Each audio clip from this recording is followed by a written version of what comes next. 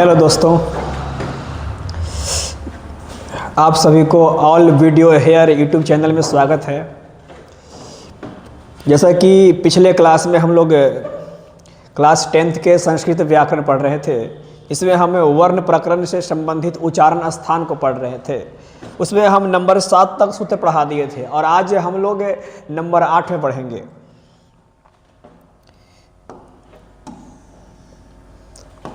तो आज का टॉपिक नंबर 8, 8वां नंबर।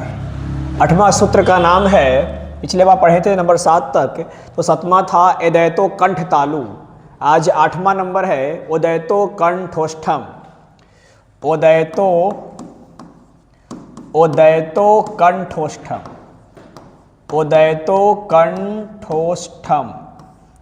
उदयतो कंठोष्ठम, ये 8वां नंबर है, उदयतो कंठोष्ठम। तो सबसे पहले हमें पढ़ना सीखना होता है। तो ये बिल्कुल आसान सूत्र है। उदयतो कंठोष्ठम कोई भी एक बार पढ़ जाएगा। उदयतो कंठोष्ठम। अब दूसरा काम क्या करते हैं कि इसमें से वर्णों को हम बाहर निकालते हैं। तो यहाँ से ओ दिखाई दे रहा है, तो ओ और औ को हम बाहर निकाल लेते हैं।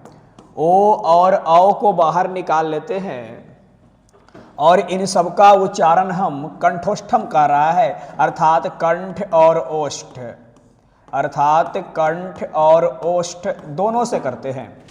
कंठ और ओष्ठ दोनों से करते हैं, इसीलिए इसे हम कंठोष्ठ वर्ण कहते हैं। इसे हम कंठोष्ठ वर्ण के नाम से भी जानते हैं। कंठोष्ठ वर्ण, कंठोष्ठ वर्ण यानी जिस वर्ण का उच्चारण हम कंठ और ओष्ठ दोनों से करते हैं उसे कंठोष्ठ वर्ण कहते हैं। और ओ और औ का उच्चारण जो है हम कंठ और ओष्ठ दोनों से करते हैं, इसीलिए इसे हम कंठोष्ठ वर्ण कहते हैं। इसका सूत्र होता है उदयतो कंठोष्ठम, अर्थात ओ और औ को हम कंठ और ओष्ठ दोनों से बोलते हैं, जिस कारण से इसे हम कंठोष्ठ वर्ण कहते हैं। ये हमारा 8वां फॉर्मूला था। इसके बाद हमारा है 9वां नंबर। 9वां है वकारस्य। वकारस्य दंतोष्ठ। वकारस्य दंतोष्ठ। वकारस्य दंतोष्ठ।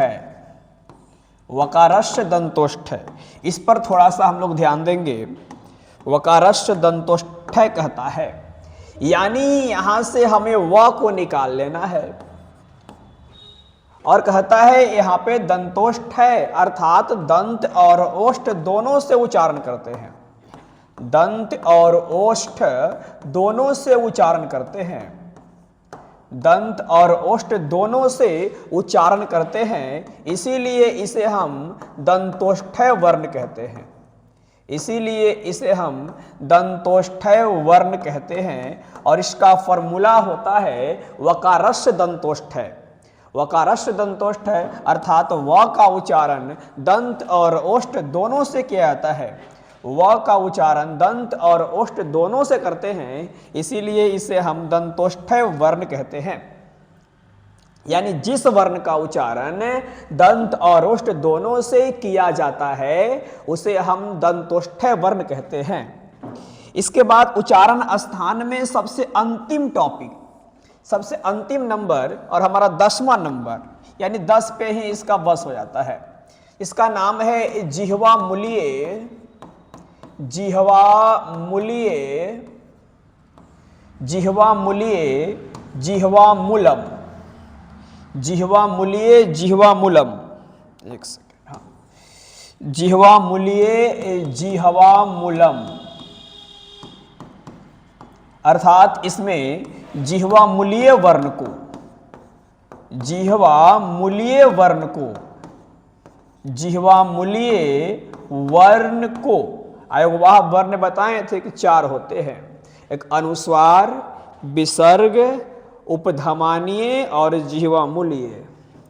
तो कहता है कि जिह्वा मूलीय वर्ण को हम जिह्वा से उच्चारण करते हैं। जिह्वा से उच्चारण करते हैं, अर्थात इसे हम जिह्वा मूलीय वर्ण कहते हैं। यानी जिस वर्ण का उच्चारण हम जिह्वा कहने का मतलब होता है जीभ, तो जिस वर्ण का उच्चारण हम जीभ से करते हैं उसे जिह्वा मूलीय वर्ण कहते हैं।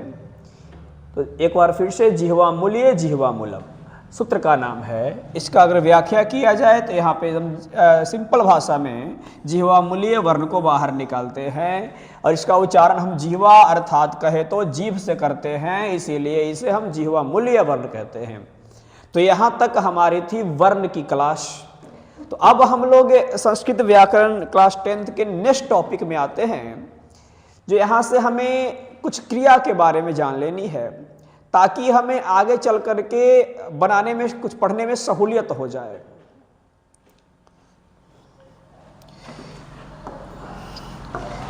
या सबसे पहले हम लोग वर्ण से संबंधित जो टॉपिक है उसके बारे में जानेंगे हम लोग नेक्स्ट वीडियो में।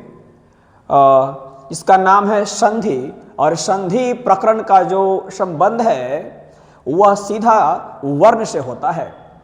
तो इसके बारे में चर्चा हम नेक्स्ट क्लास अर्थात नेक्स्ट वीडियो में करेंगे। आज के लिए इतना ही, धन्यवाद।